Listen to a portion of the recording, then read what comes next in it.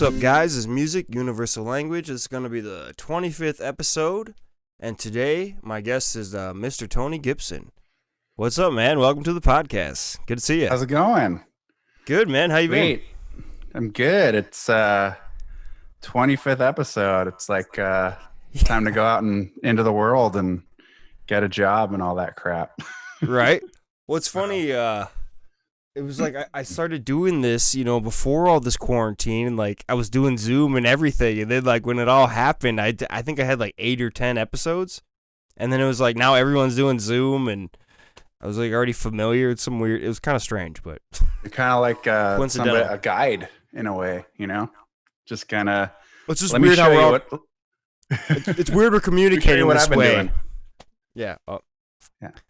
But all right, yeah. So let's get into your background, your musical background. How long you've been doing this music thing, or where are you from originally? I don't know. So I'm actually from more. When people ask, I usually say Sonoma, California, because it's basically where I've been most of my life. It's where I am right now.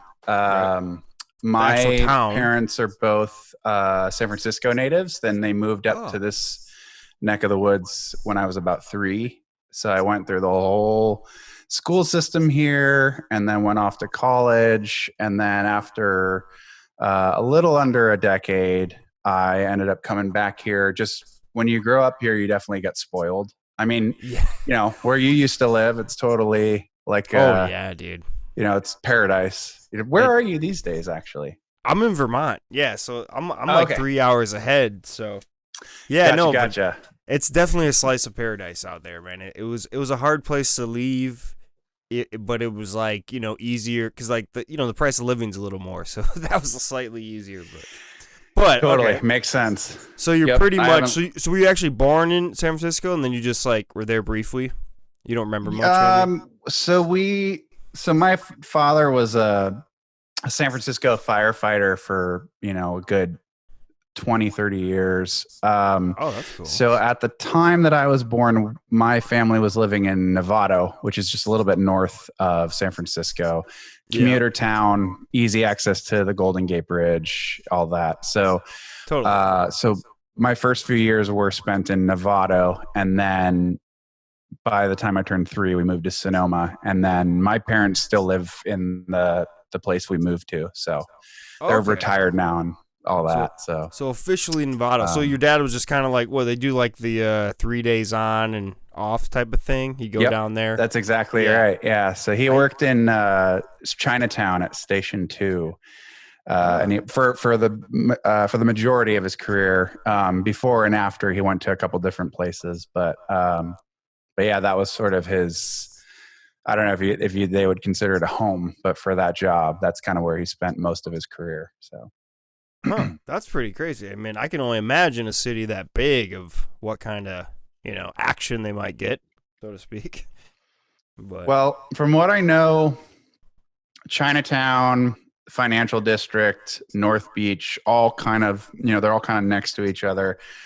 A lot of action. So they were pretty busy. And he was active during the 1989 earthquake. Whoa. So, his career, there's a lot to talk about. So, right, that's another podcast. yeah, exactly. Right. Like, so in contrast, Sonoma, the town of Sonoma has always been kind of quiet and sleepy. And, now it's a little busier than it was, 25, 30 years ago, but it still has a slower pace than a lot of places. So, yeah, compared to major city, definitely. And even like Novato, it's not, that place is like sleepy too. Yeah, exactly. I was gonna say. All right, so being that they were, they lived in San Francisco, did they kind of have an influence for you to do music, or were they into music? And so my mom, so they both grew up in the Richmond district of San Francisco. They didn't really get together until the end of high school, beginning of college, and my dad went off to Vietnam and came back, and then they got married. And but they've always been fans of music. But my mother, she was like force-fed piano lessons, like a lot of people of her generation were, and she had a pretty, even though she loves music, she had a pretty negative experience with it. So she never imparted that onto me or my two brothers. So it's like more of a discipline thing than a fun me thing. seeking out like playing an instrument's all on me. So that's cool. But they definitely instilled a very eclectic starting point for music. Right. Like the earliest memories I have of listening to music include Huey Lewis and the News, Alabama, Linda Ronstadt, Air Supply, the Beatles, of course. My dad loves Motown, so there was a lot of, all that stuff. Otis Redding, Wilson Pickett, Sam Cooke, all that good R&B soul kind of music. Yeah. So it was all over the place. And then my mother also listened to a lot of like, I guess they'd be considered contemporary at the time, but like singer-songwriters like Jim Croce, John Denver, a lot of like vocalist kind of singer-songwriters too. So like, the unique voices are very, very kind of Neil Diamond, like very like, very well crafted kinds of dudes, less rough around the edges. And still pop music is like all over the place for me. It's still like poetic in their own right. Croce and I would say Neil Diamond. They have both got, they're not just like straight mainstream or whatever you want to call it. Totally, like they're like songwriters, storytelling behind there. Yeah. Cool. So you're kind of like rich in the wealth of a variety of music, but you on your own you chose to go towards an instrument. What was your first? Was it guitar or was it guitar? It was. Yeah. I was a kid during the '80s, so like MTV, hair metal, all of that was like easy to access, and so like as soon as I saw people playing guitar on TV, I was just like, I want that. I want to do that. So that was kind of a no-brainer. But nobody had a guitar at the time. So like actually owning a guitar wouldn't happen until 8th grade, actually. So okay, so there's a little bit of time. 13 years old, kind of? Is that the age? The what? Like around 13? Is that the age? Yeah, 12, 13. I first guitar was a what do you call it? A Fender, but the Fender Strat, but not Fender. Like a Squire or a Squire? Yeah, Squire Strat. So was it black or red? Yeah, black with a white pick guard. Couldn't have been black more than or red, like $80. Yeah, cool.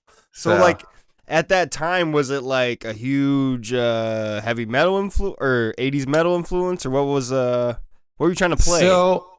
So I'm the middle of 3 brothers, and my older brother is 3 years older than me. So also a lot of influence from him fell on me too.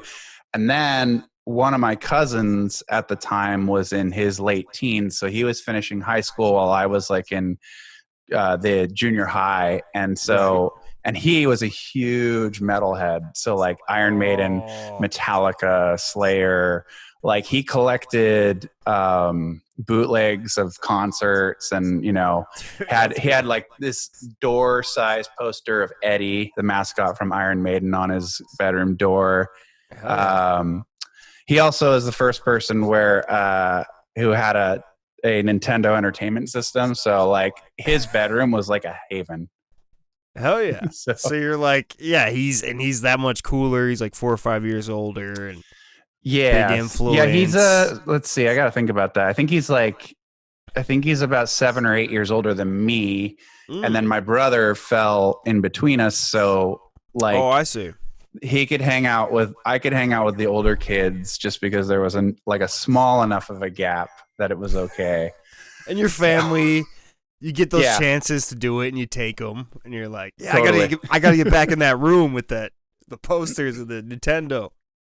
Oh yeah, my parents would be like, "Oh, do you want to go see, your cousin Kevin?" I was like, "Oh yeah, let's go, come on." So, so heavy metal, like rock, aggressive music, was instilled at a very fourth grade is probably when I really got a good dose of it. And then from that, like that was right at the like precipice of grunge becoming a mainstream thing. Yeah. And I latched onto that really quickly. And then out of that, within like a year or two, I got into punk rock. So by 7th or 8th grade, when when I finally got a guitar to play, I was learning, Green Day and Rancid and Bad Religion and NoFX and that also is like, not to jump ahead, but that's kind of where the tie-in with T.O.B. occurs too. Is some like punk rock roots. A lot of bonding on metal and punk rock. How old are you, if you don't mind? I don't know. I'm 38. So of the quartet, cool. I'm the elder.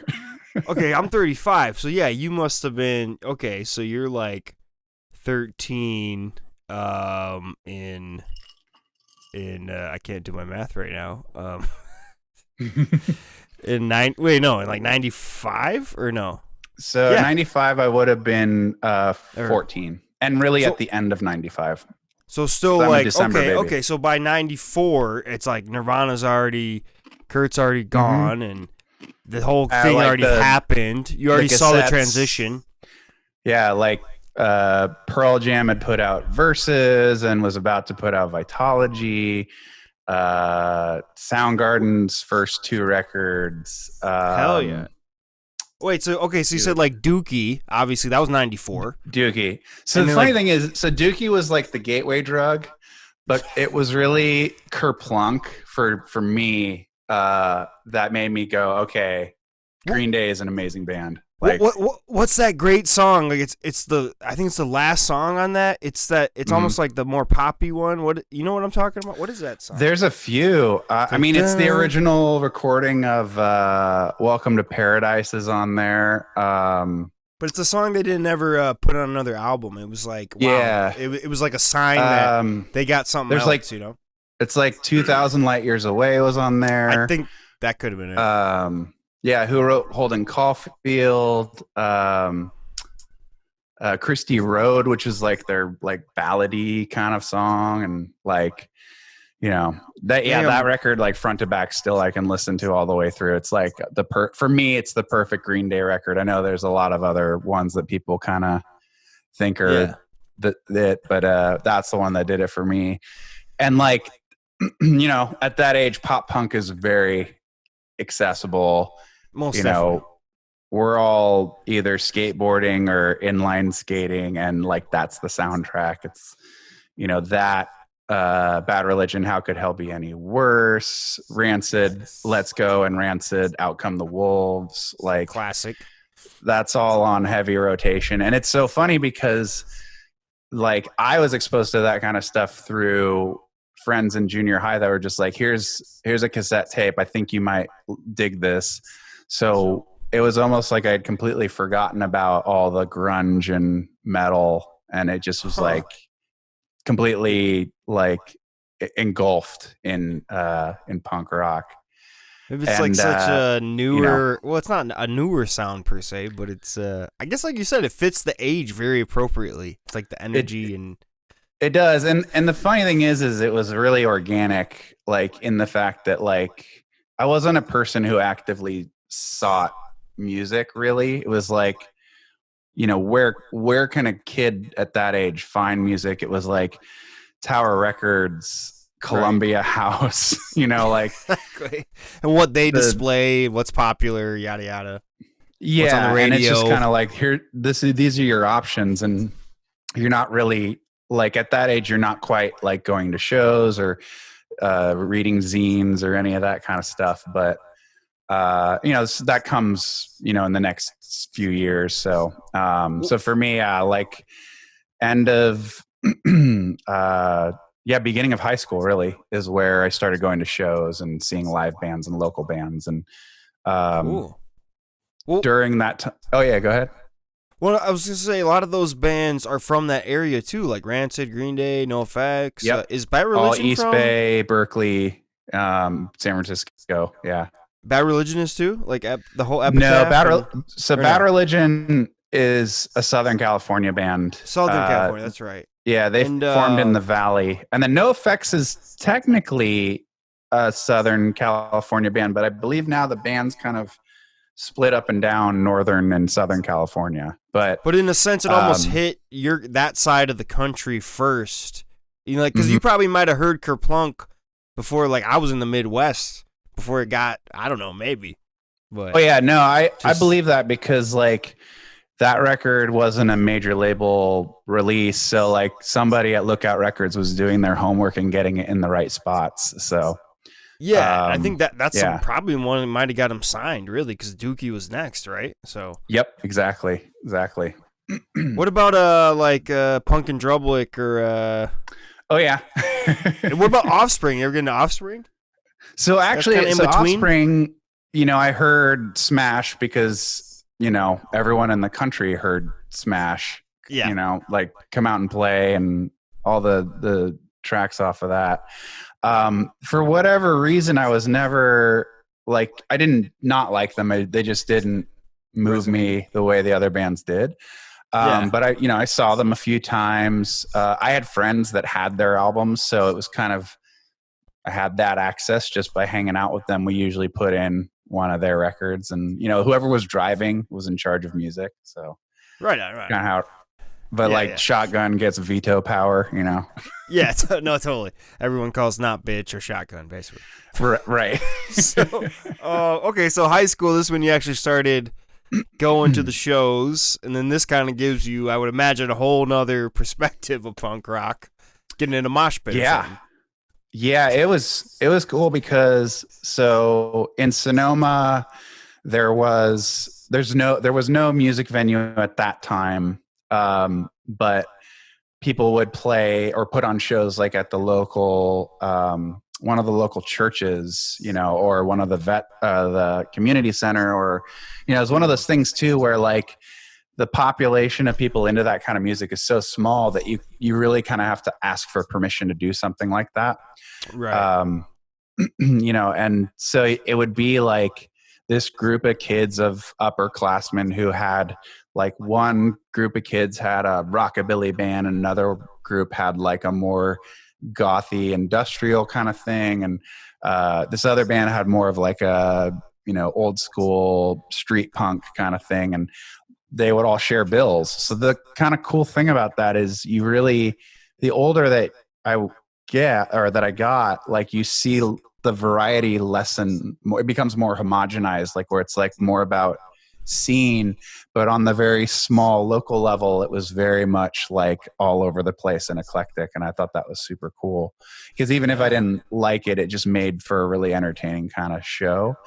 But the main kind of mecca for me and for a lot of North Bay kids was the Phoenix Theater over in Petaluma, because they would bring in the national acts and mix them with the local acts. So you'd see, maybe you bought the ticket for, you know, one band, but then there were like 2 or 3 other bands that were from around the area, maybe like as far as Sacramento, but like mostly Santa Rosa, Petaluma, you know, maybe some Bay Area talent, and they would be the openers for those bands when they were on tour.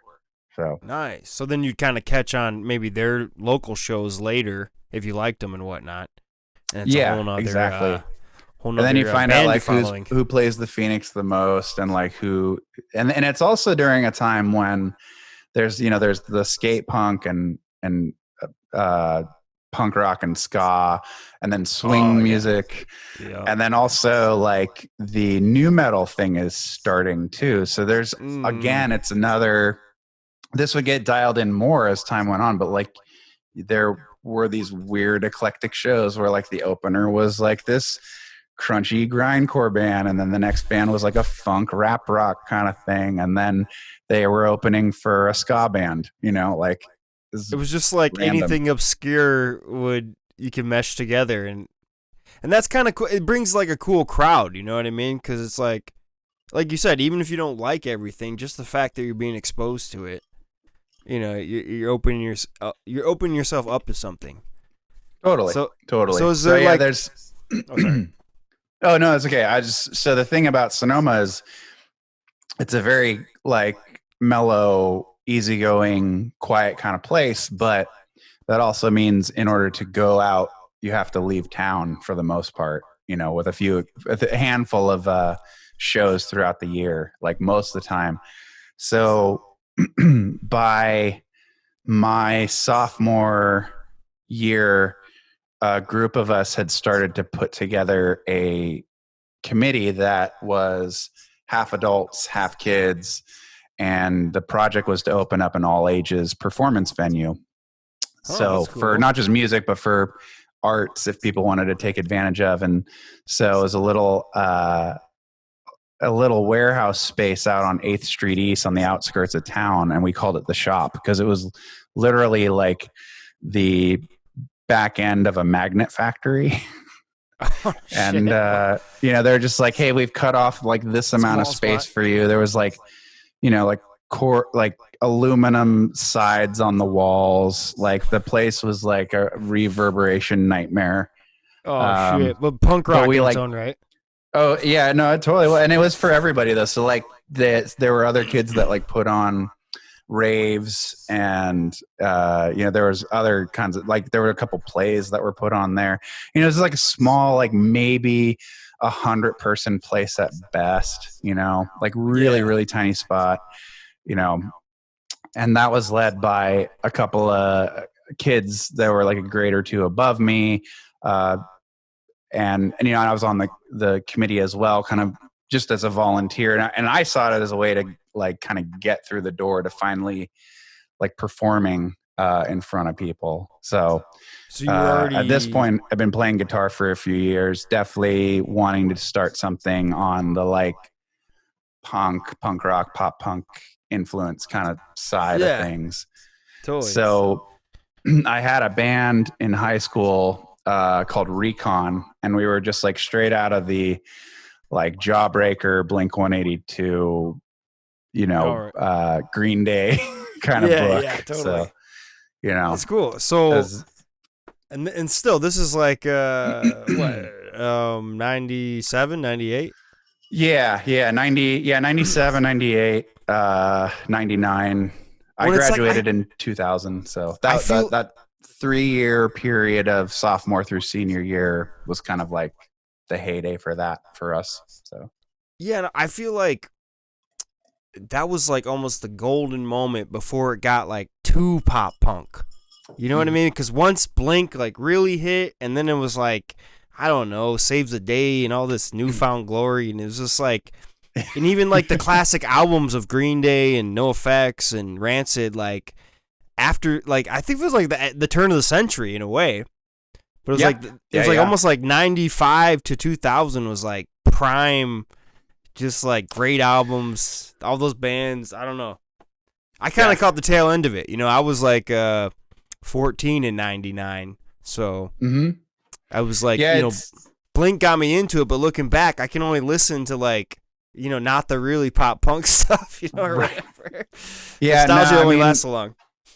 Like I'll wear my Blink flag proudly. I'm not gonna deny that I didn't like wear the shit out of those CDs. Right, but, right. There's definitely a few of those Blink records that have not aged well. Yeah. Well, it's like you were probably rocking a Dude Ranch a lot more, right? And then Enema hit, and you're like, oh shit. But yeah, I definitely, like, for them in specifically, I fell off around like Take Off Your Pants and Jacket, and like I'd come back around. Somebody would have bought like the following records, and I'd listen to them, but for me, it was like I still like will listen to their new stuff now, but it just didn't hit the way that Dude Ranch and Cheshire Cat and even Enema of the State. But yeah, that was definitely the point where it was like, okay, this is accessible to everyone. And, they were a big part of me forming my first band, but they definitely weren't a big part of me after that. Continue. Yeah. Or like, well, the thing is, it's like, like we said, Dookie got equally as big, but they didn't have as much of a poppy sound. It was like still like this kind of like, edgier sound was more accepted in the mid 90s or what have you. Cause grunge, I suppose. But it's like by the time it was the end of it's just like some of those bands just sounded so similar, and even like you said, Take Off Your Pants and Jacket, it sounds like they're trying to replicate Enema. It seems like kind of obvious. Like the production is very similar, and it's just not as good. Like, to play devil's advocate, I think when a band gets to that point, like they may want to stick with, whatever they thought was working, and not necessarily, you always hear like the thing about like, as management or a producer or, it's some exterior influencer's fault that things got kind of stagnant. But like, I also believe that like I've never done this, but like, I feel like if you get to that level of success in music, like, having it, if it ain't broke, don't fix it kind of mentality. Like it's hard to make that decision. Like a lot of artists would be like, let's try something new and extreme and completely different. And others would be like, I like what we're doing. I think we should go down this path and continue it, So I feel like that's a crossroad that a lot of artists come to, on varying levels. And in retrospect, it's like even their earlier stuff, Blink specifically, it was always just kind of about like girls. It's the same theme, so it's almost like it almost made more sense for them. And then like it's almost like, respectively for Green Day, they kind of just like, I love Take Warning and Nimrod. I love those albums. Warning from sorry, I was thinking and then Ivy, fuck yeah. But I'm saying like Green Day, like because they got like equally as big, and then still put out stuff like Take Warning and Nimrod, and even what's the one right after Dookie that wasn't as big? Insomniac. Insomniac, yeah. And it's like, but then they came back around again with the whole American Idiot, but it's just like, it's almost like it made more sense for both of them in a sense. I mean, Offspring was like equally as big, and and I actually both, I would say like in parallel, Offspring and Green Day have had similar kinds of trajectories where they're like doing kind of one thing, and then maybe the next album something changes slightly, and then the next album it changes again, and then it's a different path, and then there's kind of like these eras that artists have where it's like, this is what old school Offspring sounded like, this is what they sound like now, and in between they were kind of messing around with some crazy stuff. So it's all just kind of like themes. I think they just like each album's like their own theme, but either way, it's like you said, you just kind of like look back, and it's only so much you can listen to and enjoy still. And I mean, I used to love Blink as well, man. Like I used to love all that shit, but it's hard to listen to something. Even though I not did throwing listen, it on the hi-fi, but whatever. I mean, I was actually when I was in high school, it was like Alkaline Trio was blowing up. They were from Chicago. I lived 2 hours from Chicago, and we saw them like in Milwaukee when they were like not that big yet. And then like even to this day, just because they did the thing with Blink, I at least listened to the latest album to give it some type of I still do that too with them. Like that for them, they were my first Gilman Street show, which is like for any Bay Area kid or especially a Bay Area kid into punk rock, it's a rite of passage. When you were catching them at a pretty prime moment too. Yeah, they put out Maybe I'll Catch Fire, and then they, from there they just kind of skyrocketed off, and like there was a good 4-album period where I was just like, these guys are amazing. Their lyrics are clever and dark, and like their music is still very accessible, and it's like, it's that simple pop punk, but there's like complexities to it, when you really dig deep. So always has a darker plus I love the tone. It was like one of the things that I thought they did really well that I don't think Blink did as well is Dan Andriano and Matt Skiba's vocals are much more appealing than Tom DeLonge's. Most definitely. Well, and the harmonies of the two, it's, when they back each other up, and like, I don't like Dan's songs as much, but I still do like his solo songs. Maybe not all of them. Oh yeah. Definitely. And they're definitely like in that realm for me personally. Them, Bad Religion, even like No Effects to a lesser extent. It's all a part of that world that's really melodic based and harmony based. And for me, like, you know, growing up, harmony's always been something that like it resonates with me. It gets me excited. You know, even at an early age, parents put on something like the Beach Boys and you know, or the Beatles, and you just hear these different intervals of harmony, and that stays even to this day. Like, that's stuck with me. So I think regardless of what genre I travel down, like having you know, 2, 3, even like a 4-part harmony, it does something to me. So you know. The fullness of the vocals, I mean, it's and I think it's a really cool thing to do it in a punk rock way, because you kind of put this other thing to it, because, you know, it's not your typical type of music you would harmonize to, I guess what I'm trying to say. And like totally, actually I talked about that with Tim, and it was like how Bad Religion always did like the 1, the 3, and the 5 or something, but yeah. And it was like it most likely was like they just had everyone sing normally, and you're like, okay, you're there, and you know, it just like figure out who sings what best, you know. Yeah, like there was definitely somebody in the band that like had that kind of ear for it, you know. And it, you know, it's one of they like on their records. I remember this because they would, instead of saying like backing vocals, it would say oohs and ahs, but it was like OOZIN and Oz.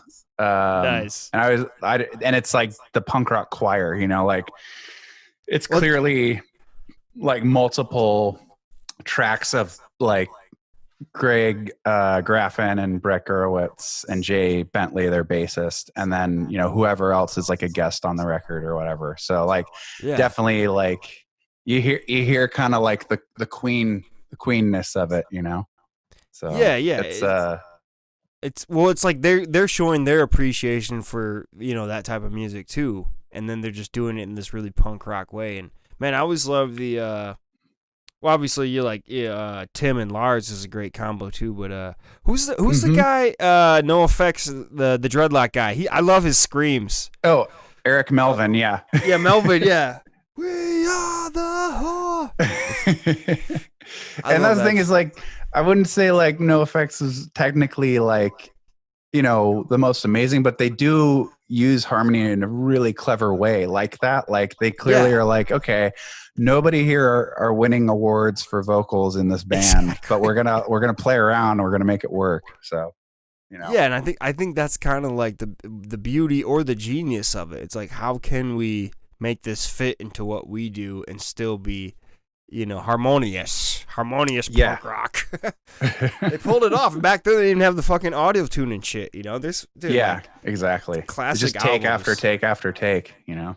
So. Yeah, I mean the Decline alone, an 18-minute song, I think they said that took, I don't know, 50 takes or some shit. Just punching in each part.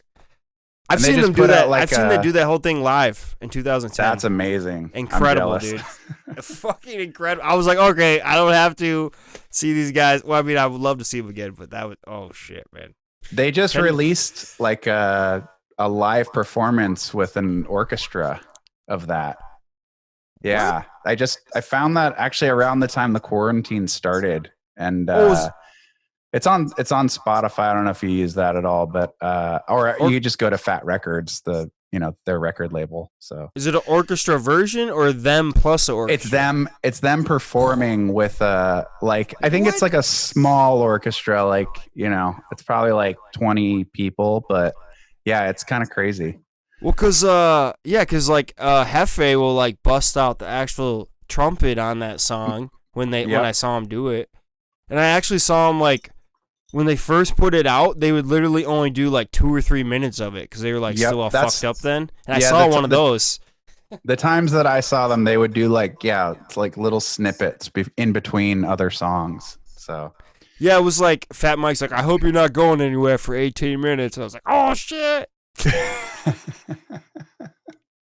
All right, let's get back to so you okay, so Recon basically was your high Yes. school band, and by the Yep. time you got out of high school, went to college, you guys kind of separated, I assume. Yeah.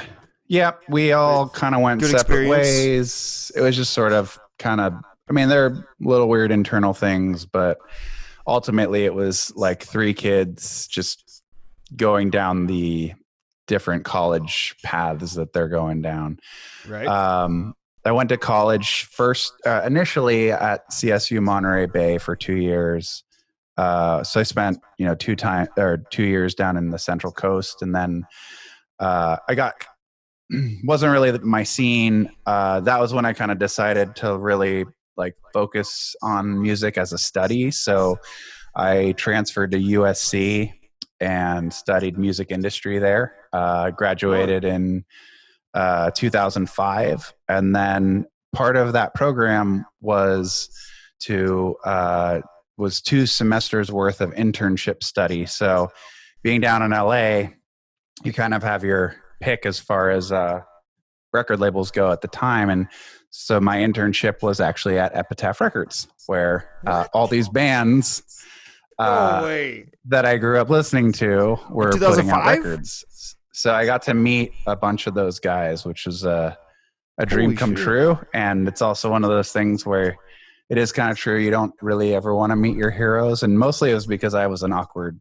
kid. So Wait. So this is so like right out of 2005. This is when you started interning, or So was it I next started year? working at Epitaph, I think 2000, end of 2004, and then Dude. worked there for basically my last year of college, and then about maybe 4 or 5 months after that. And so Because that's like when they were one of the most successful independent labels. They had made it yeah, at that point, at that point, like established. the first wave of skate punk, like the bands were all, successful. They were putting out like a lot of the screamo and hardcore like metal And they were kind of bands. weren't they 50-50 with Hellcat too? Kind Yes. of. So yeah, They I actually that was kind of cool. But so Hellcat is an interesting, like for them, it's more or less it was basically like three people and Tim Armstrong, and then ah. using the greater staff of Epitaph as resources. Oh. So as an intern, you would do work for them, for Hellcat, for Epitaph, for Anti, and then for any of the like Rhymesayers or Burning Heart What ab- cooperative kind of deals that they had with, like, because they put out the Refused records, they put out International Noise oh. Conspiracy, they put out Millencolin, and then we have Rhymesayers. They did stuff with like Atmosphere. They did stuff with like, so they were kind of going from this like little punk rock label to this like large. I mean, using imprints, but like their catalog was becoming much more eclectic and much more out there. Yeah, And at yeah. that time, Anti was really my big turn on, because like during that time they put out a few Nico Case records. They put out Nick Cave and the Bad Seeds, Tom Waits, and Oh, it was just cool. like, oh my god, it's like another level of musicality and creative input and just talent. And like it's kind of going from, you know as a teenager, you're looking up to these bands that are basically making music that you can eventually make very accessible as a performer, like with punk rock and pop punk. And Right. then being exposed to these larger international bands that are like, just making all kinds of weird stuff. Like, when I was there, they put out Elliott Smith's last record, From a Basement on a Hill. Um, Crazy. Wow. so like it basically, again, like my brain just went all over the place, like with the Right. eclectic collection. So, but yeah, that Dude, was a good time. I worked that's there awesome. in the mailing room. I worked for sales. I worked for internet marketing. And it was just one of those things where small staff, they couldn't find a place for me. So, there were a lot of Ah. people that worked there for a good decade or more. I'm sure there's been a changing of the guard now, but Right. yeah, a lot of people when you get that job there, they tend to be lifers. So That's crazy, man. Wait, so did you catch any when they were collaborating with like Fat Records, or was that so later? yeah, so like they let's see. So also while I was there, they were working on a distribution co-op with Fat Possum, blues Oh label. yeah, yeah. So North they Mississippi helped All put out, Stars, R.L. yeah, they Burnside. R.L. Burnside. They helped put out the first three Black Keys records. Like, Oh yeah, yeah. so it was Holy like a shit, really, dude. really cool time to be there because it was like you go in thinking, oh, I'm going to join this little punk rock label, see what they're up to now. And then you're like, oh shit, they're like this worldwide, like kind of entity that, And everybody wants to be a part of. is it almost like, you know, this almost like this massive collaboration of these independent labels, like trying to thrive? Because it almost seems like Um, they're all independent from their own right, but then they all like within years they're huge. I mean, they practically well, most of them sponsored Warped Tour, didn't they? Or yeah, I mean, I would say they were a big part of it. But it's this, yeah, I'm so like when it comes to all that, like this is also during a time where like label representation, I mean, it still is important, I think, for artists, but I think now it's less so. it was a different time. Yeah. Yeah, I think you can be a self-releasing artist now if you have, the right resources, which means that you could be doing it all yourself, or Yeah. you could have like a team of people, like maybe you've got a manager and a legal person. You don't necessarily need an actual like brick and mortar place. Well, I think we have you know? access to the tools that they used to have, and now Mhm. we just have access like easier, or we can like Yeah. learn it quicker, and we have devices and technology. Okay, so Yeah, Jesus, totally. so okay, so you're saying Epitaph, Yep. Hellcat, Anti Records, Yeah. um, Fat Uh, Records, well, and so like Fat Records. So my understanding with Fat Records is that No Effects was an Epitaph band, and then Fat Mhm. Mike decided he wanted to start his own label for whatever reason, maybe just so he had complete control over their releases. Mhm. Uh, and to my understanding, the two labels like have helped each other out, but it's mostly they're acting as separate entities. Uh, but like it's all on good terms as far as I know. But who So, knows? I might not be right about that. do you have like any awesome, memorable moments of people or anything that just is like pops in your head? Um, Recalling that, I mean, I one can only imagine, dude. That's a It's, I mean, it was prime like you would time. go to shows every week, and it was weird because like the thing that you like grew up, looking forward for the weekend for, you start doing 3 and 4 times a week, and it's starting to wear on you.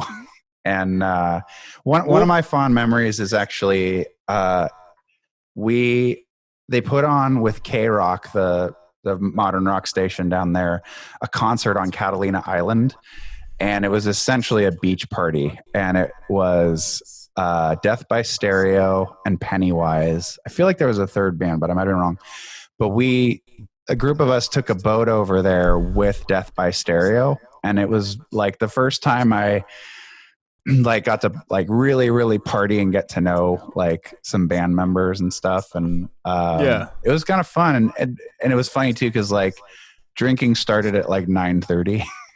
Oh, And I was just like give me one cup of coffee first, and then I can roll with you guys. function. Yeah. Because Let me like pace I'm myself a still little waking bit. up here. But Yeah. yeah, Right. it was a pretty debaucherous day in the sand, and but yeah, it was a great performance by both bands, and it was just kind of cool because normally Catalina is like known for its jazz festival, so Ah. it was kind of cool to see like taking that setting and kind of messing with it a little bit. Um, Also, while I worked there, I got to meet a bunch of the artists, so that was very intimidating. My The two people that stand out the most, actually, Tim Armstrong, one of the nicest guys, Yeah. very shy too, like Huh. very like polite but kind of shy. Like he's not afraid to come up and ask you a question, but like he definitely has that like kind of reserved demeanor. And he And talks like he then sings, right? yeah, yeah. Yeah, hell yeah. Why else would he sing like that? But No. sweet dude, always nice. Like and then the other one, and I only met him once, but from Hot Water Music, Chuck Reagan, absolute sweetheart and super nice, outgoing, like kind of guy. Like you meet him, he shakes your hand, looks you straight in the eye, and is just like he's a no bullshit kind of dude. And Wants to doesn't connect. matter how how high or low on the totem pole you are. He was so grateful for everything. So That's kinda cool, man. And that's punk rock in its own right. You know, you can't forget that type of shit. That's kind of the point. Yeah. I feel like. But so is there like, is it not worth mentioning a bad experience of someone you used to love? No, nothing like that. Is Fat Mike a dick or no? So I never got to meet Fat Mike, but I met Greg Graffin, and I met Brett Gurewitz. I mean, he owns Epitaph, so like, yeah, I was gonna say it was kind of cool to like get to know somebody who like is very much responsible for part of your growing, indirectly responsible for your growing up because of all the music he helped produce and put out. Yeah. But you know, you also have to like you slowly learn that they're also just people like you and me, and they have their own, you know, human characteristics. They're not the gods that we think they are when we first discover them, you know. Right. So you kind of had to slowly get over your well, you said you're kind of awkward, but then it was also get over the star shock or whatever you call it. Yeah. And you learn that they have their awkward moments too, and it's kind of like, oh yeah, that's weird, but like, at the same time, you know, you kind of exactly, it's human. So you know, maybe at the time it's awkward and weird, but later on you're like, yeah, whatever, it's not that big of a deal. But yeah, like so after I worked at Epitaph, I worked for 6 months at Sound City Recording in Van Nuys, which is famous for recording Queens of the Stone Age, nice. Ben Folds, Tom Petty and the Heartbreakers, the later Johnny Cash records. It closed and then reopened, but I worked there when it was its original sort of space.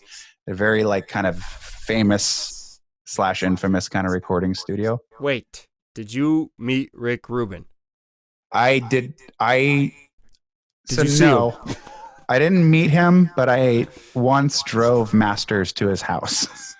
Dude, so I got to drive awesome enough into the hills and like drive up his driveway with his Buddha statues, and you're like, I'm not gonna crash this car today. Yeah, meet his huge gigantic poodle and like deliver these their mixes, if I remember correctly, from one of the American recordings of Johnny Cash, which I think it was one of the posthumous releases.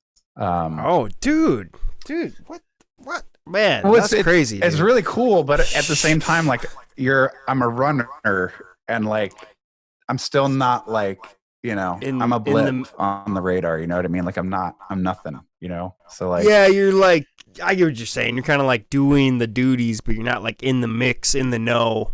Yeah. Like I'm not doing it. I'm not like being like, oh, move that fader there, bro. Like I'm. Did you get to hear those masters before you transferred them, or not even that? I got to sit in and listen to. I forget the name of the engineer for that record. But yeah, like I was cleaning bathrooms and like making coffee and like winding cables and like, and I'm not complaining like that. You got to start somewhere, but like. You would be meeting, like I got to meet, oh God, what's his name? Amazing guitar player. Oh, Ry Cooder. Yeah. Hell yeah. And, you know, I think it was Don Was who was producing his record there. And like, you know, I won't lie and say that I'm a huge fan. Like I knew of him. I would later listen to his records and all that. But it was one of those things where it's like these people are very important or they're very successful and really all they want from you is like going to Starbucks and picking up this, order. Yeah, yeah, I get what you're you know, saying. They want to be as comfortable and make things as easy as possible.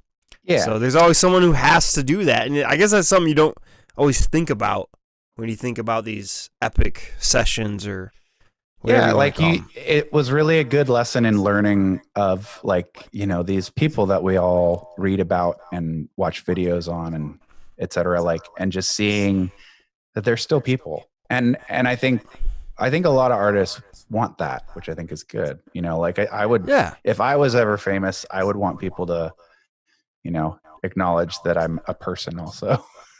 Well, So, I think that kind of just comes back to like that's if you can stay human as possible, that's kind of how you keep creating the original music people loved you for. Because back, that's a lot of people were just that much more innocent when they create yeah, something earlier or what have you. But all right, yeah. so So I worked at Sound wow, City.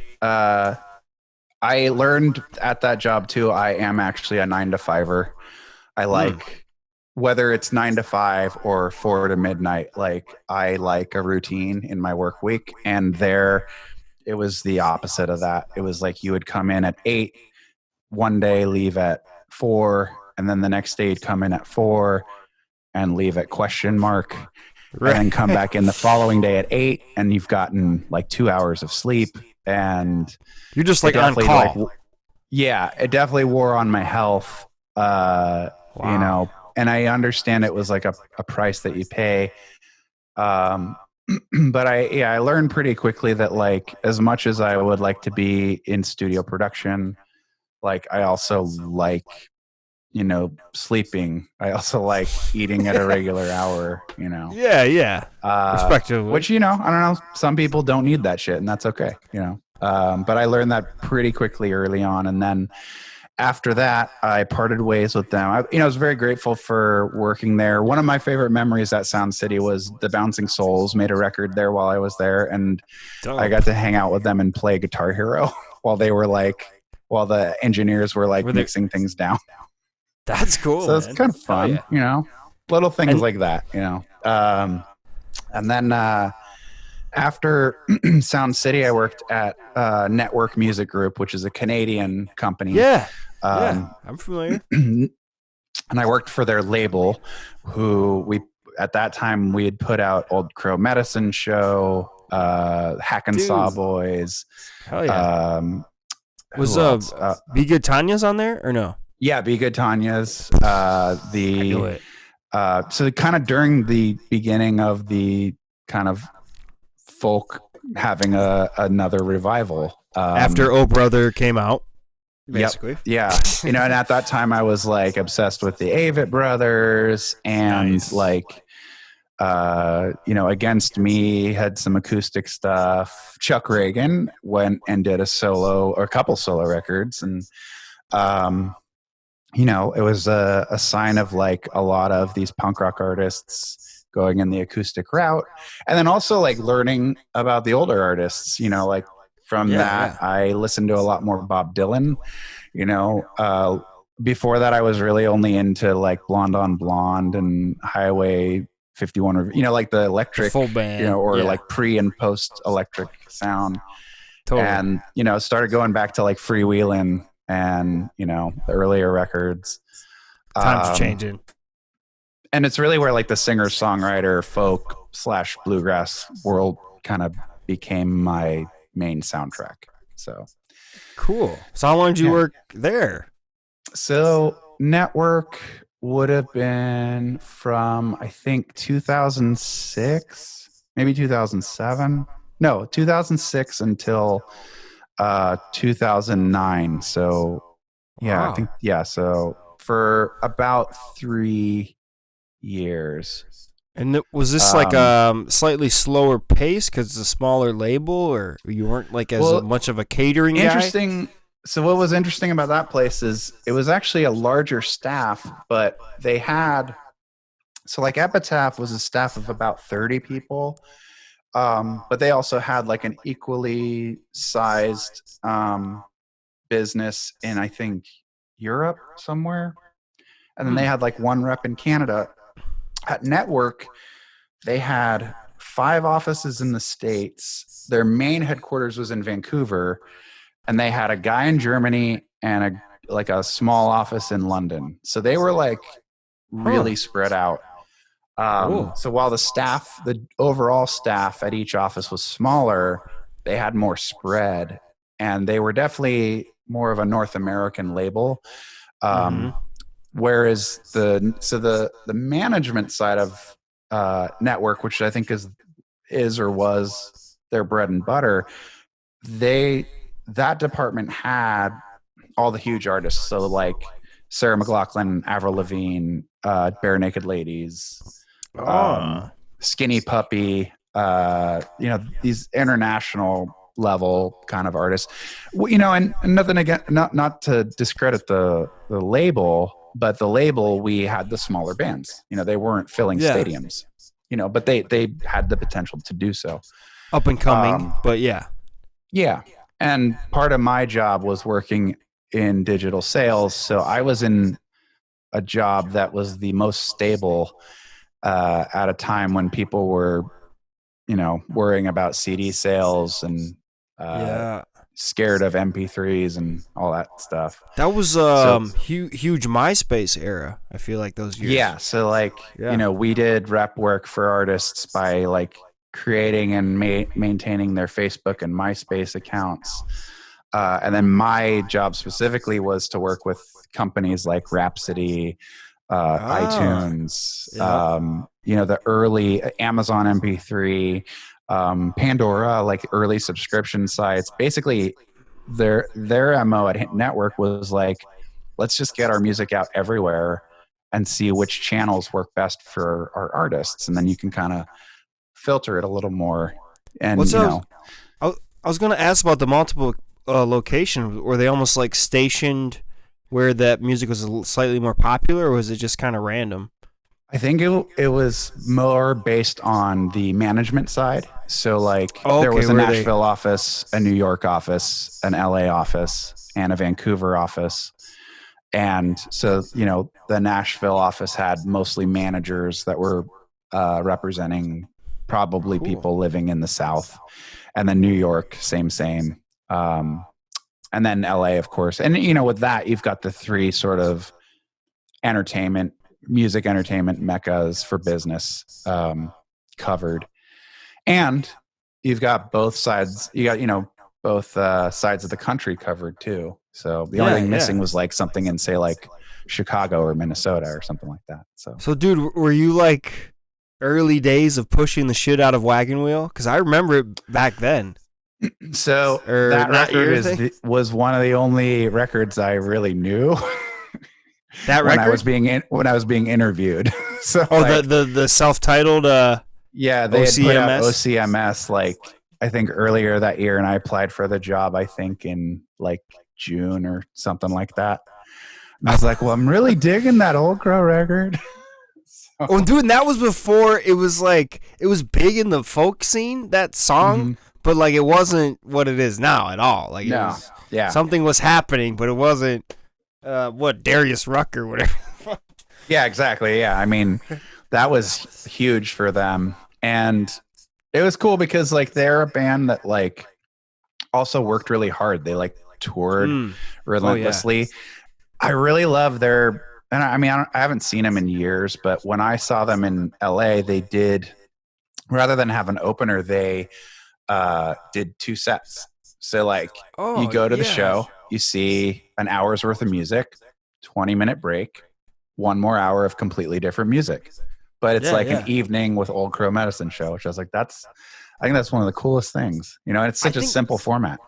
I think I saw them in 2006, and it was like that. And they did a good amount of Dylan songs, I feel like, at that time. But, well, I think they always kind of have. But wow, so you're like working some awesome places. Yeah. No, it was and it's crazy because it's like a lifetime ago, right? So and the funny thing is I never really thought I would stay in LA forever. So I always had in the back of my mind I want to. Well, not necessarily, but I wanted to move on. And I think for me in transition, home seemed like a good place to start and then see where I go from there. And I should also stress, like, so from my last year in high school up until this point, I was not playing music at all. I was just gonna ask that. Yeah, so this was like taking all your time. This is what you're focused on. I think I was at a point where I was like, I'm not good enough. I'm in LA. I'll just get lost in the mix. I had friends that were trying, and I don't want to say failing, but like they were kind of stuck, like they were trying to make a name for themselves in a city where literally every act comes, Right. like Yeah. it's impossible, The best of the it's best. impossible to get people's attention in that city.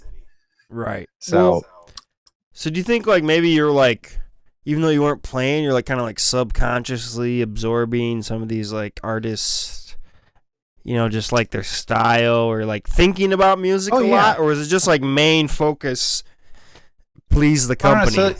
Like I've always worn my influences on my sleeve. Like there's not, like, if you say, hey, that sounds like this, you're probably right.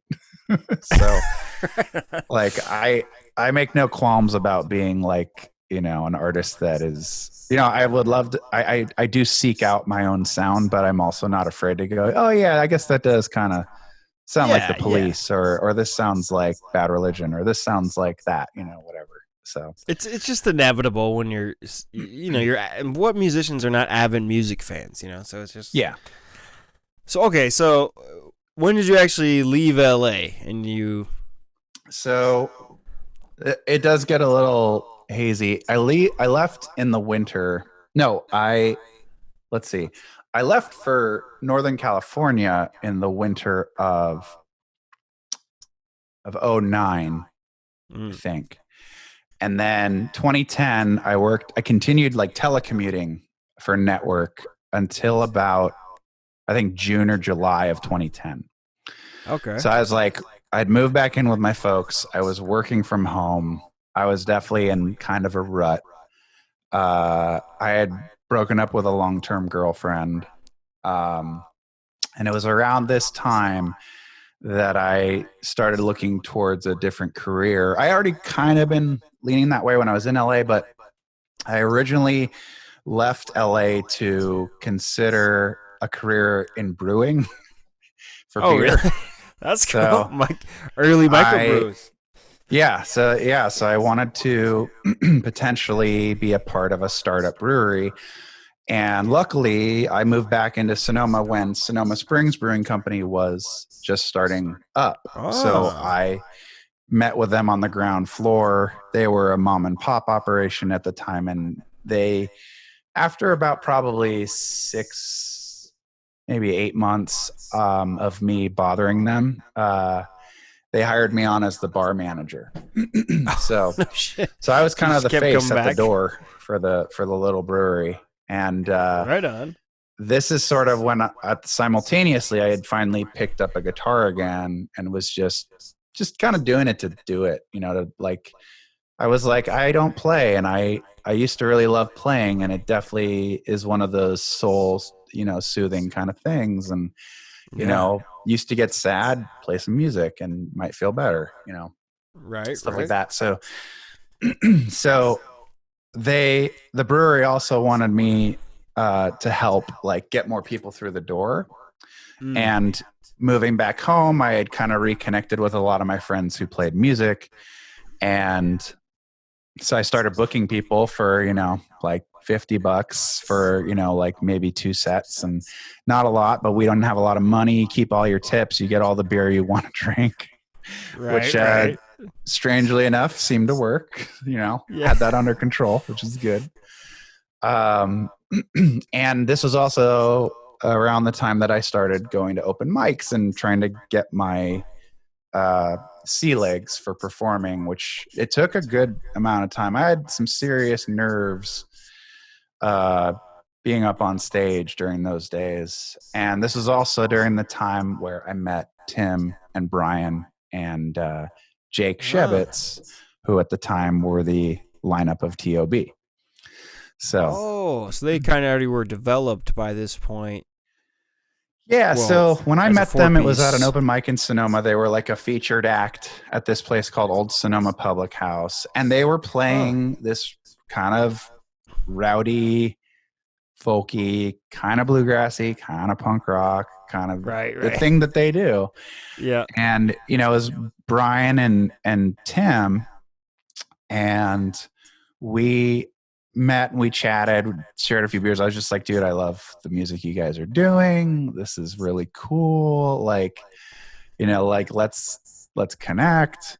And then Jake happened to be at that show, and he's like, yeah, I just joined up as like the guitar player.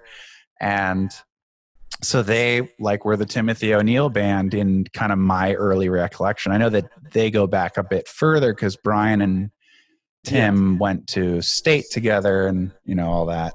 Right. But for me, that was kind of like, holy shit, there's like a local level band that's like kind of channeling all this music that I really dig right Hell now. yeah. All this Americana and bluegrass and, punks going acoustic and all that stuff.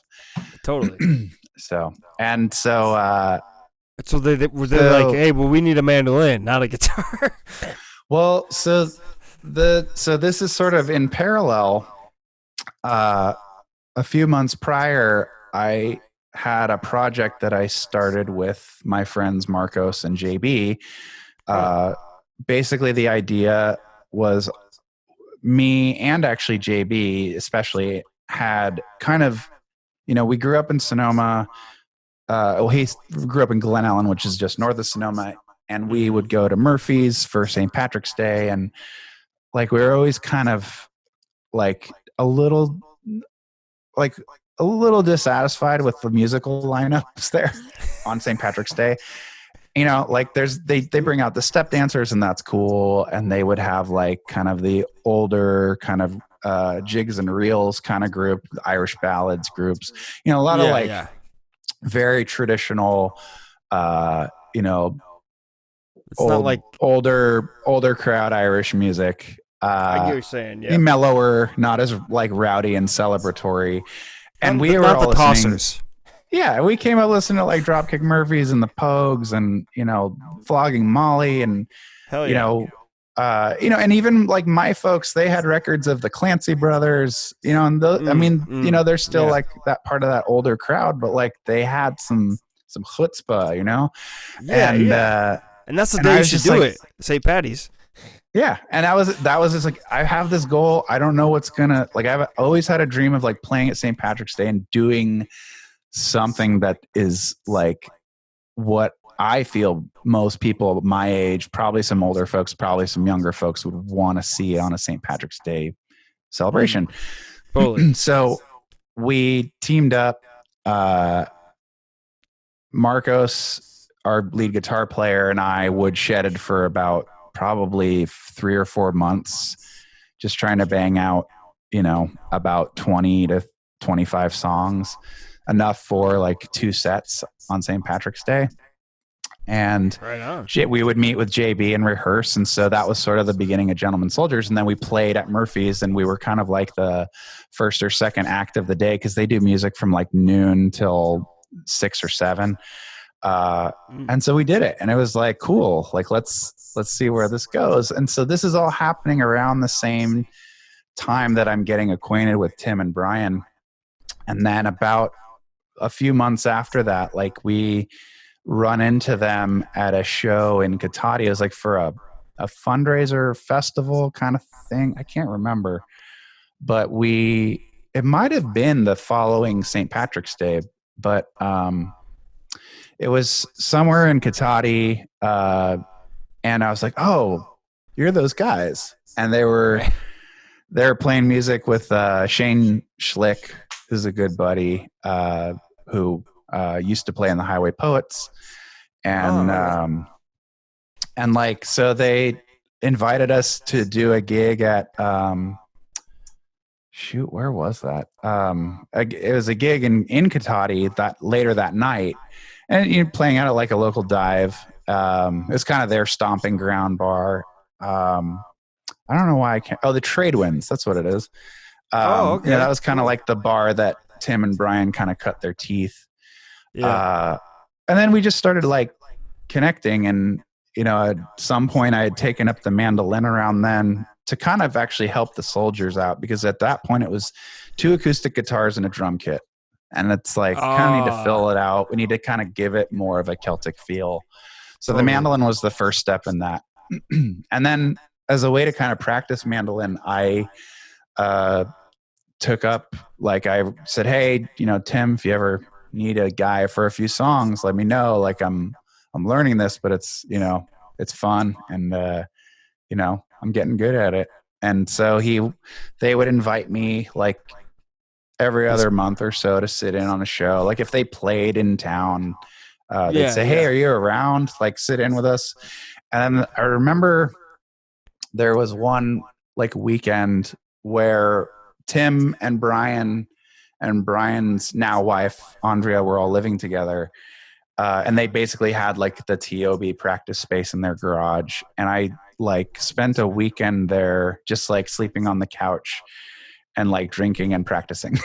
And Nice. just like, I think I left with like maybe 7 or 8 songs under the belt. And Oh, nice. yeah. And that And then, kind of made it official in a sense. well, in a way, I was like, oh, I'm not really sure where this is going, but this also seems like, this is a good, like, I'm getting in the door with these guys, and I think they don't hate what I'm doing, so that's good. And Totally. and I'm probably the following year, which I think would have been either 2011 or 2012. They had me do a guest spot, and at this point, they're a trio. Like Jake's in the band full time with Tim and Brian. They've been grinding together for about a year or two, Yeah. and we played this Woody Guthrie birthday show. It was like his 100th birthday. And Josh Windmiller of the Crux and Rivertown Revival, and big promoter in the North Bay, Totally. invited TOB to play. And so the guys were like, yeah, you've been playing a few shows with us. Why don't you come on? We'll try and do the whole set together. And after the set, they set me aside and were like, hey, we'd love it if you would join the band, like be a full member. I said, yeah, let's do this. So it was really exciting. And, Yeah. And so kind of cool. And do you remember what year this was? Was it like yeah, I think this was 11? like 2011 or 2012. I'm really Right bad on. with this stuff. No worries, no worries. But All right. And so, and then in this whole time, you're still going back and jamming with your own trio. yeah. And But then also my buddy Dan Martin, who is a longtime childhood friend, who was in Recon with me. He was our bass player. oh, cool.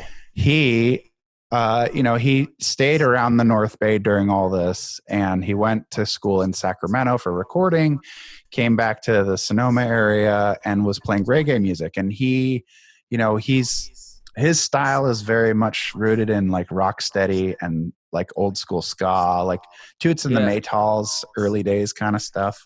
Hell yeah. But he also loves like he's all over the place with reggae music, but like the band, I would say, so he was starting a band.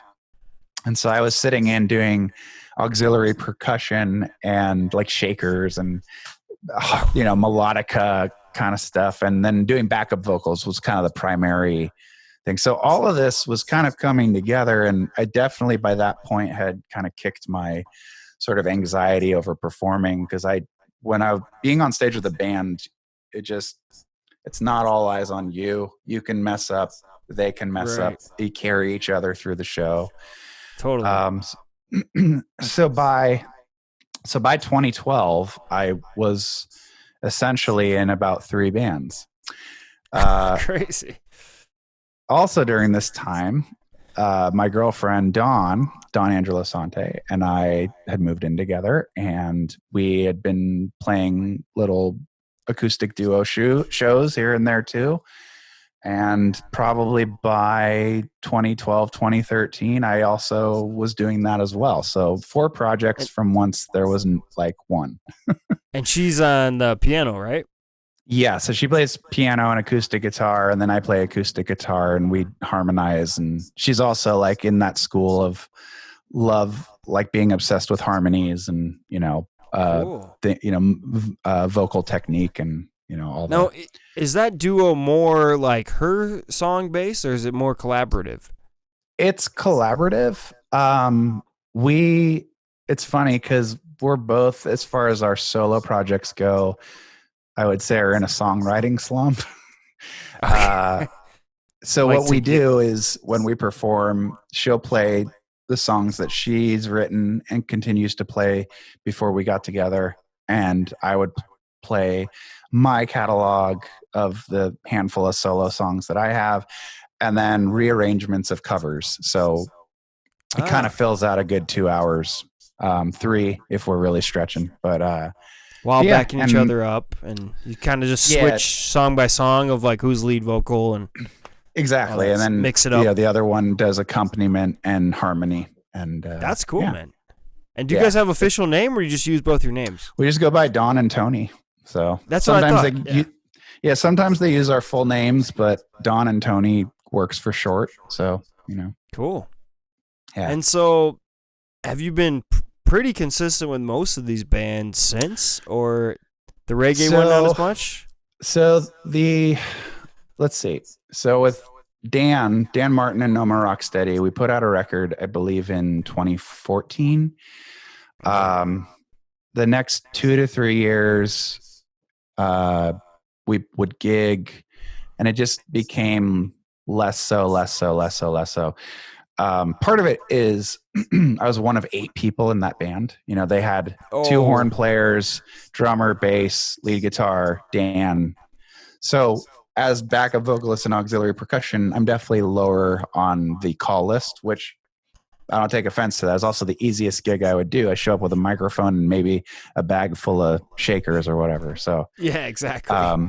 Give it a little extra. And I've known something. Dan forever, and I love him, and he's one of my nearest and dearest friends. So I'm just like, call me when you need me. So while I would say I'm not technically out of that band, it's kind of like indefinite hiatus. Inactive. Yeah. I think the last 2 or 3 years I think I've sat in for maybe 3 shows out of the year on average. So not a lot, but it's fun when we do it, and I have a good time. And he's got it's hard to split the bread when you've got like 8 people. Yeah, I would imagine. Yeah, the venue doesn't want to pay each man $100. So yeah, exactly. So yeah, so he does a lot of it solo, or he'll do like a power trio kind of thing. Cool.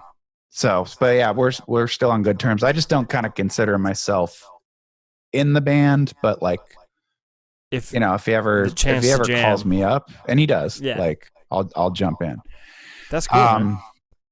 And then like with the Soldiers and with my music with Dawn, those are bands where I take more of a lead role, and like it's collaborative. But like with Dawn and Tony, it's we're each co-leading. Yeah. And with the Soldiers, it's definitely, it always has been like a real trifecta, like with me and JB and Marcos. So cool. Part of that is the decision-making process, the arrangement process, the production process. Everybody brings a little something different to the table. And so those, I have a certain set of skills, they have a certain set of different skills, and it kind of all works out. So it's never felt like, even though I'm in front of the drum kit, JB is just as much a front man as I am, or as Marcos is. So it's a very unique thing. It's a band that has had little to no drama. I'm gonna knock on wood there. But yeah, that's rare. For the 8 or 9 years that we've been together, I've been very lucky, and they've always been a good band to fall back on when maybe say things weren't going right with one of the other projects. Okay. That's cool. Kind of a backbone, and, a core. So that's been the last year or two. I've taken more of an active role. That's what And it seemed especially like. with Yeah. the end of last year, I resigned from TOB. So, Oh, you did? I didn't realize. yeah. Okay, I So haven't been around in a while. Part of it is, and out of, like out of respect for Tim and all that, we've done together. When I put in my notice in the band, I asked him like, how do you want to do this? Like in terms of the public, like, do you want me to like, why I left TOB post on Facebook, Yeah, that kind of thing. And he just said, if you could just not do anything and just kind of leave quietly, that I would appreciate that. And I, totally respect that decision. I think for him, he had a lot to process in terms of that. Right on. So God, I didn't realize. My bad. yeah, and it's all good. We're all on good Cool. terms. We put out this really awesome record in 2018, All Hands on Deck. Yep. And I took a very active role in helping make that record. I did a lot of the assistance on like the mixing, helping arrange songs. I contributed a song to the record. Yeah. And these were, the songs that we were all like crafting for the previous 3 years, probably. Right. Building them up, kind of. And it's really a record that I'm proud of, and a record that I really, it was kind of, as far as like leaving the band, I'm glad that we did that. Like it's just something I can look back on and go, God damn, that's a good record. Yeah. Well, but the actual, you've recorded on everything they put out, right? Well, besides the one he did by himself, but wasn't only two or three? I've been on All Hands on Deck and TOB, which is the brown and gold looking record. Yeah. So that was really my first time recording with them. And then Hangovers and Hospitals is all Tim, and he's got a couple EPs that are solo stuff too. Okay. And so we made that record, and there was a lot of tension in making that record too, with like everything from like scheduling and deciding when to start recording, pre-production, arranging like rehearsals, because you want to be at your kind of performance best when you start a record, Definitely. Like you don't want to go in after like not seeing each other for months. Yeah, you want to still like come off the high from the show, or like the experiences you guys are having, the energy. Yeah, and and there was we started in the January of 2018, and we put it out in September of 2018. And those 8 months in terms of making the record were very stressful. A lot of it had to do with, like Tim is for the quartet that is Tim O'Neill, Brian Kreitz, Erico Sweden, and myself. Brian Sweden and I work full-time jobs outside of our music. And Tim does not. And so a lot of times, and also I work on weekends. So at my job, I'm working Tuesday through Saturday. So Saturdays are not always a good day for me to record all day. And then it was like trying to coincide that with the studio that we finally picked out. Like picking out a studio took a while.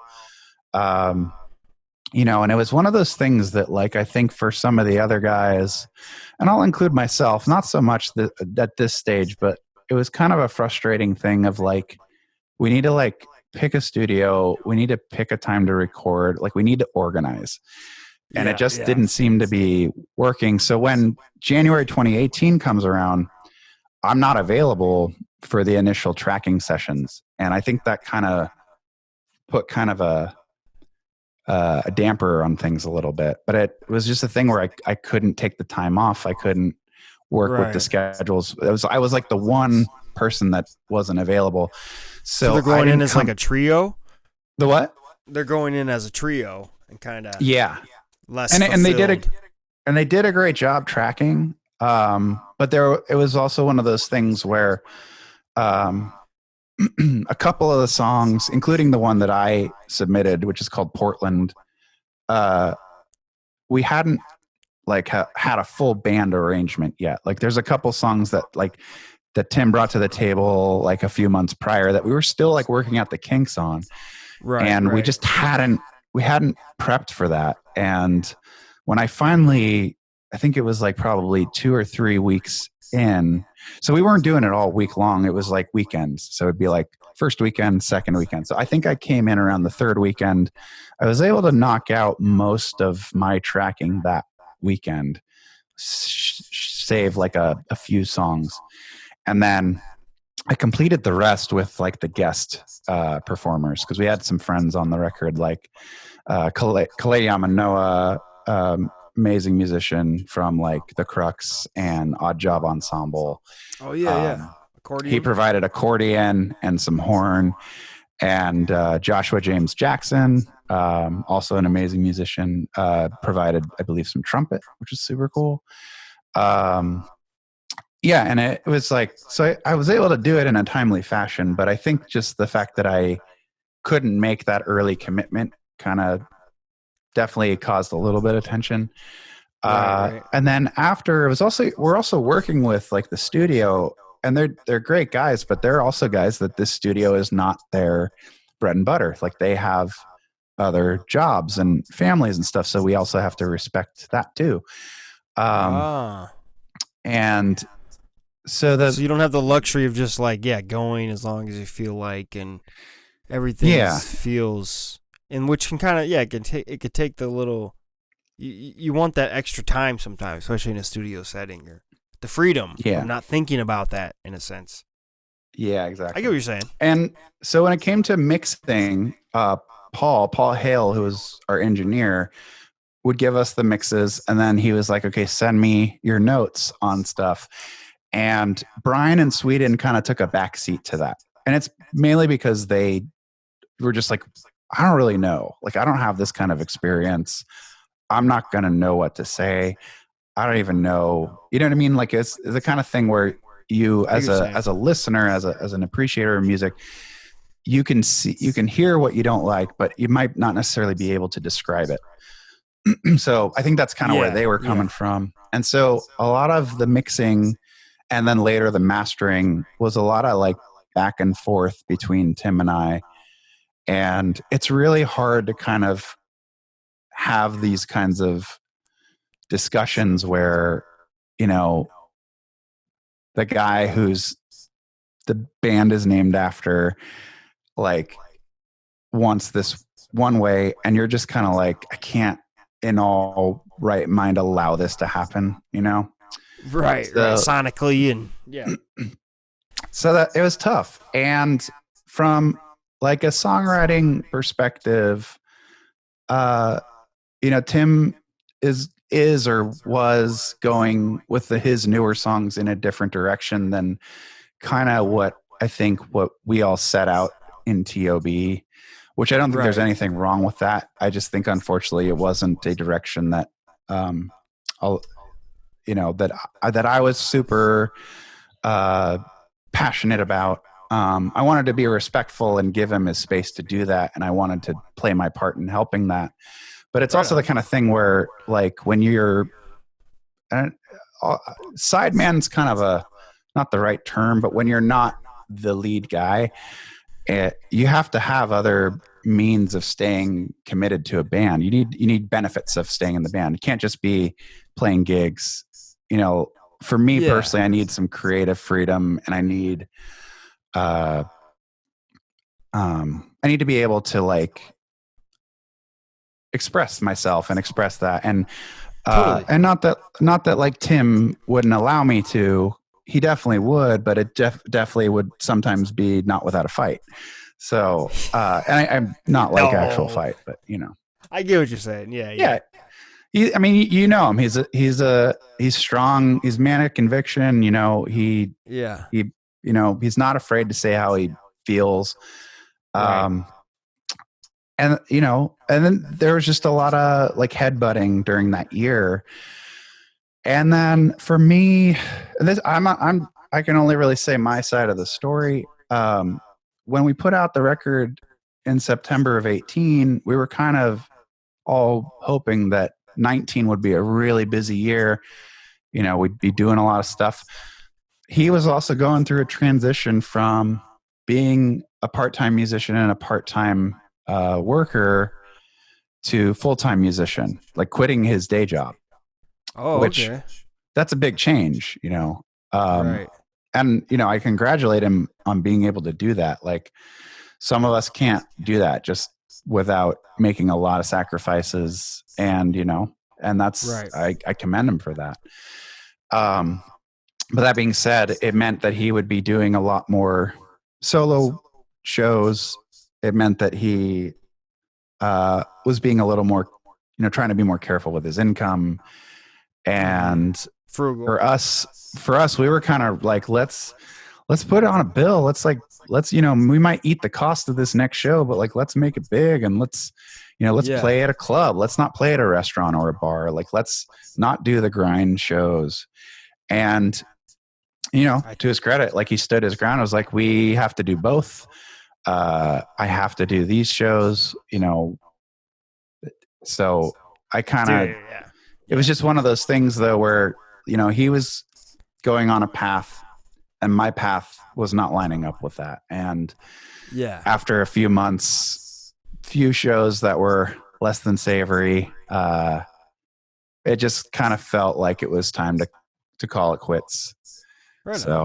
So I put in my notice about like 2 or 3 months. And then at the end of, so I think it was like October, might have been, but yeah, basically like more or less a year after the record had been out. And I just, for my sanity, for my personal life, for my other projects, like, I needed to devote more time to the things that I felt more responsible for. Right. So yeah, so I did that. And then, it's pretty recent still. End of December, was out of the band, and we're all good. We still talk. We're still friends. I love them. Cool. It's just, it was hard. It was like breaking up with somebody. Dude, I get him. Yeah, I know. Especially when how much love you had for the band and the songs, and especially, like you said, the input on that last record. And at least, like you said, you're proud and happy of that last one. Kind of a good, I don't know, farewell album in a sense. But I can understand actually both sides of like, you still kind of have to do the grind shows, but in your heart, you'd rather be doing shows where people are coming for you, and it's an original thing. You're doing, ticket sales or whatever you want to call it, just exposure. Yeah, it's hard when, because a lot of, even up here in the Bay, like, there's a lot of local artists that this is what they're doing, and it's really hard to get a steady income, and an income that's like, for, I don't know, there's not a good word, like normal means, like not stressing and not like wondering if you're going to make rent, and like, and I've done that. I've been through that time in my life, and I'm at a point now where I'm not by any means, rolling in dough, but I am starting to save a little money, and I have my bills covered, and like, I don't want to be a part of that anymore. So, when it naturally happens as you get older, hope, more responsible, yada yada. Yeah. And we don't necessarily, and we in Sonoma County don't live in necessarily the cheapest place either. So I'm very cognizant of that. So, dude, I used to bust my ass just to break even on rent, and then it's like you always are kind of like, well, I live in paradise, so I guess it's worth it. But it can wear on you, man. It can wear on you for sure. Definitely. It's definitely a commitment. So, yes, it absolutely is. And he's also, and he maybe just hasn't done it yet, but like a lot of my friends that are professional musicians, they perform, but they also teach, or they work at a store. They have other musical revenue outlets that are helping that. And during that time, Tim was just performing and maybe selling records at his performances, making tips, but like, that's hard, because that doesn't guarantee every month. Like, there are slow months throughout the year, and you know, if you're teaching, like you're not necessarily making a ton of money either, but you know that every Tuesday you have 4 o'clock with Billy and 5 o'clock with Lisa. You know what I mean? Like it's Well, in a place like Sonoma County, especially, it's just so saturated with great local musicians that it's kind of a lot of reasons why they don't pay as well either. You know what I mean? Because it's like somebody else would do it for less. So it's just like you got to go quantity over quality a lot of times if you want to hustle and try to pay rent that way. You know, exactly. I mean, that's basically. I did it for 2 years, man. And it kicked my ass. I mean, I love living there, but I don't know, man. Yeah. It was a lot of farmers markets I played. For moving across the country, if it made more sense, I understand that, you know.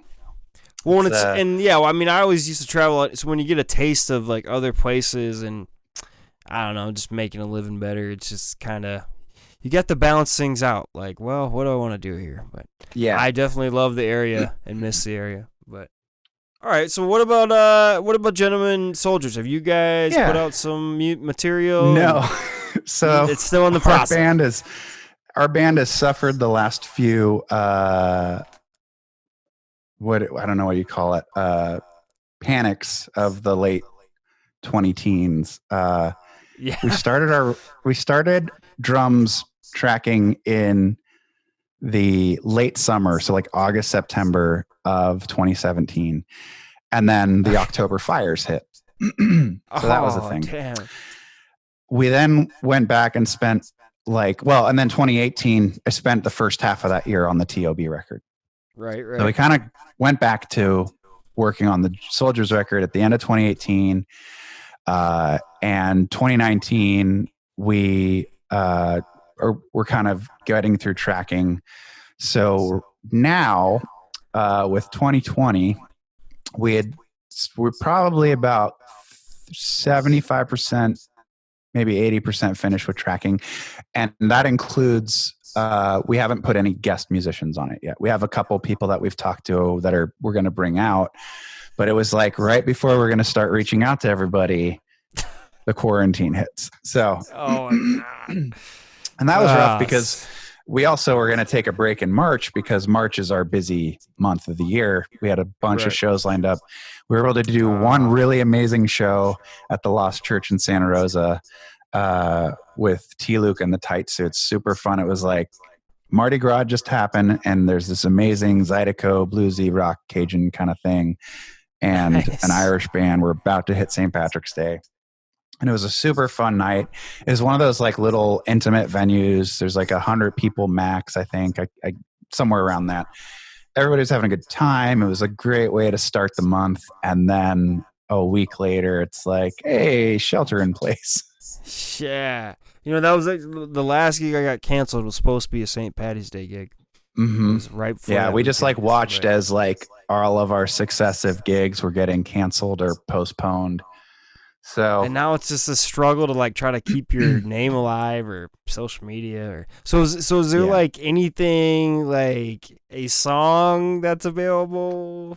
Yeah, so for the record, not yet, but now that things are starting to lighten up a little bit over here, the band's gonna have a discussion about kind of what we can do next. Okay. In the meantime, we have, so to kind of keep respectful, let me back up. So on St. Patrick's Day, we did we did a live stream. It was a lot of fun. A lot of viewers. We'd never done a live stream before, and we learned, it was also a good life lesson. We basically broadcasted on Facebook and Instagram, and YouTube. And then from there, we decided that doing like a live stream on the weekly probably wouldn't be, well, just out of respect for people in social distancing, but then also like, just so people didn't get oversaturated and then not watch the show.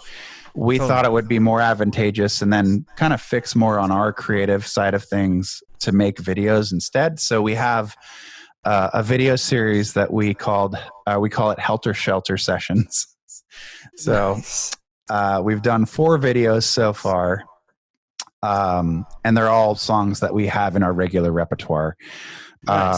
So the first three are just kind of how we would go about recording those songs, playing our individual parts and singing our individual parts. And the fourth song, we decided to reach out to a lot of friends and fans that they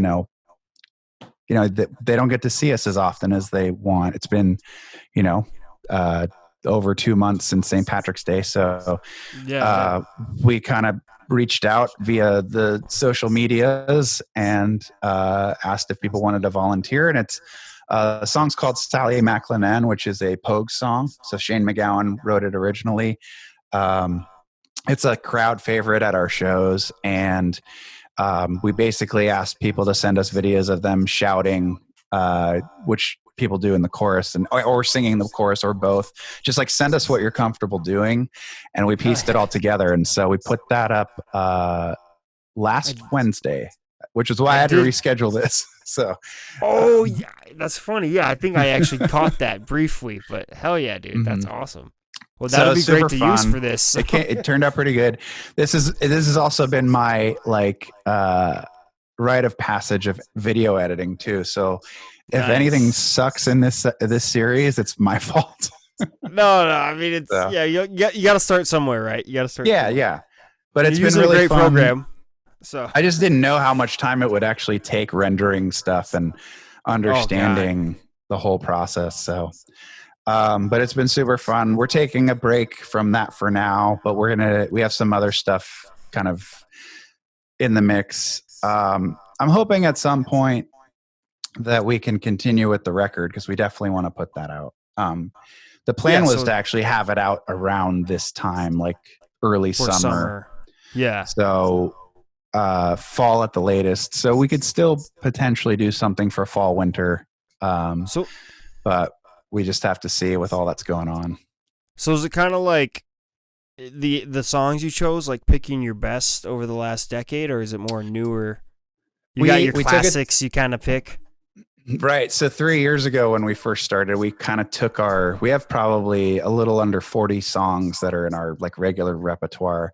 And we took it to a vote of the songs that we like performing the most.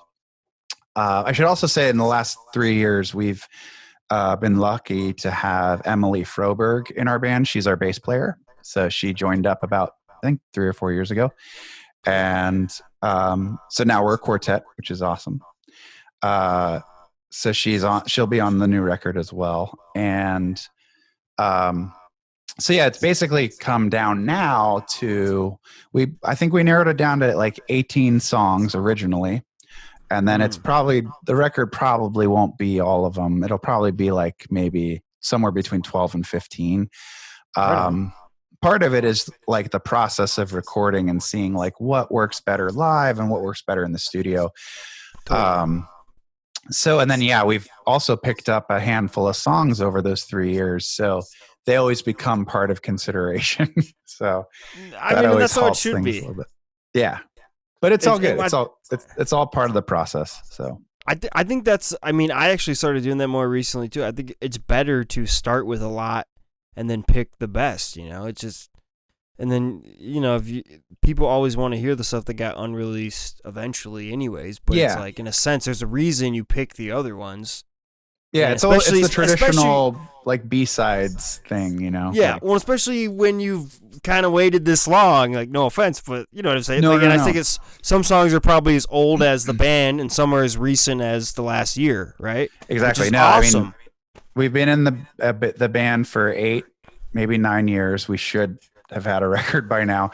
And funny enough, like for my fault, like the reason that it didn't happen is because we were either recording Dan's record or recording the first TOB record or the second TOB. Yeah. So like, I'm not putting blame on that. I'm just like, I chose to prioritize those over this band.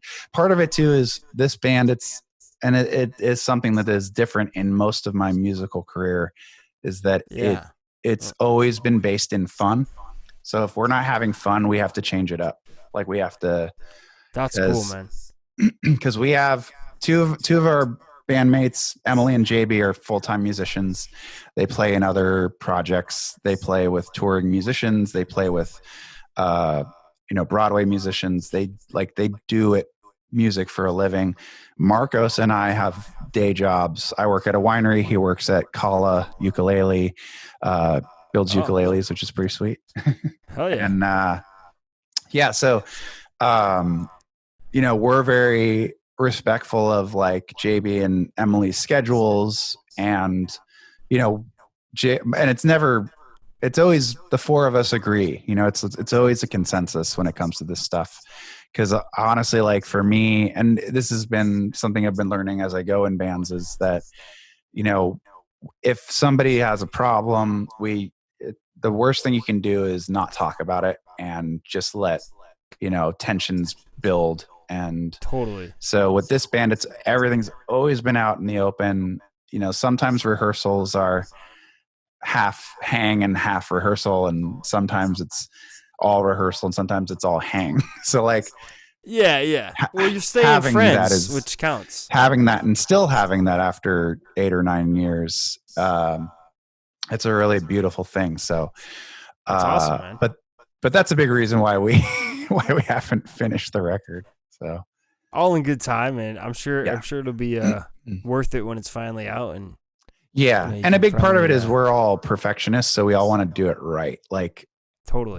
My personal goal is to put it out on vinyl. Like I don't know if the other guys want to do it, but that's like a personal goal for me. I mean, it seems like there's more options to do that nowadays. At least have that version of it if it's not just that version. So it becomes more expensive, but for me, it's kind of like if we never put out another record, I have that one, So yeah, no, and that's awesome. And then vinyl's the closest you get to the masters, right? Yeah. So there you go. But well, shit, man. Yeah, looking forward to hearing that. I'm surprised. I'm surprised you haven't put something out yet, but I mean, yeah, because I know I've definitely checked out your stuff in the past. So you have at least content online, but it's nothing. So not the official videos releases. You can find on YouTube. Facebook is kind of our main method of communique. Instagram, we also JB and I kind of run that. But yeah, we've just found that for whatever reason, Facebook seems to be the one that gets the most like activity. Yeah. So we're just running with that. We also have our website, which is just gentlemansoldiers.com if you want to do the old school internet thing. Well, you can find everything on there. All the links. So YouTube could use a little boost in subscribers, but it is what it is, That's a whole other challenge, man. But yeah, the videos are actually on Facebook, Instagram, and YouTube too. So, and all you really have to do is look up Gentleman Soldiers in either of those searches, and you can find it. So, right on. Well, I kind of have to wrap it up. Yeah, no worries. It's been an awesome discussion, man. I didn't know your full background, so really cool stuff you've done. No, this was a lot of fun. And transitions. Yeah, I appreciate being on, man. Is there anything else you want to put out into the ether, the universe? I'm good. Just, for my music, there's facebook.com/Don Antoni. There's facebook.com/Gentleman Soldiers. And yeah, it's, just wishing love to everybody out there. And I really appreciate you having me on here, Jacob. Yeah, man, for sure. I'm glad you were on, and hopefully, the future's kind of unknown right now, but hopefully we can all get back to doing more recording or performing stuff that we love, and kind of fuels us to keep going, right? So yeah, absolutely. It's strange. I mean, I've been doing a lot more recording in my home studio and stuff, but a lot of times I'm like, I could go back to a real studio eventually, but it's good to keep it. It kind of keeps me in practice, like, besides, actually practicing or playing. Totally. But, I found it helps with songwriting and arranging, because you go, I've been playing it this way for years. And it actually doesn't sound as good as I thought it did. Oh, dude, 100%. Because it's like I do so much stuff on acoustic, and then like I just started doing more electric in the studios, and it's just like, oh my God, this makes way more sense, especially when you have like a drummer. So, just the little things, and it's stuff you have to like experience to do it. And Yeah, I guess that's another benefit of waiting so long. You know what I'm saying? Yep. And I'm in the fashion of like, I think it's cool to have multiple versions of songs. So like revamping them, like sometimes bands do that, whether if it's acoustic way or just redoing it all again. Like I totally dig that. You know what I'm saying? So I'm kind of like just going through my back catalog, like, oh, this is worth redoing. This is worth, so. Yeah. That's the thing is like we're with our record too is like we're at the point where we're just like we just have to get it out. Like there's gonna be imperfections, and we're just gonna have to be like it's a timestamp. It's just a chapter in the whole story. So like, and at the end of the day, you guys are your own worst critics. You notice it the most. Everyone else is gonna tell you how awesome it is, and you're gonna be like, "Well, did you hear this part?" Yeah, no. And that's when we have to shut up. Like, like, come on, bro, just appreciate it. Yeah, exactly. No, for sure. So, well, cool, man. I appreciate you being on. And good talking to you. It's been a while. I was talking to Tim. I think it's been like 4 or 5 years since we actually did a show together. It has. It's crazy. I just like I follow you on on the usual spots, but I just like, is he still living in West County or? Well, I was coming back like a couple times. Actually, I wasn't officially living there. I was doing the couch surfing thing a little bit for a while, but. Gotcha. Not too long. But yeah, I think we crossed paths a couple times back then. Yeah. It's hard to remember. Yeah. But yeah, man, appreciate you being on and good catching up. Yeah, thanks for having me, Jacob. I really appreciate it. This was cool. Yeah, man. I'm stoked to hear all the stories, and you've had some awesome musical experiences. So I think it's cool that it's almost cool in a way that you didn't play that long, and then you got to like get that other side of it. So you're like, I got to get back to playing. I learned this other part of the industry. So. Yeah, pretty much getting burnt out on the business side. So right. Well, cool, man. Appreciate it. Okay. Thanks, brother. Cool, Peace. Dude. Good seeing you, man. Thanks a lot. Have a good one. You too.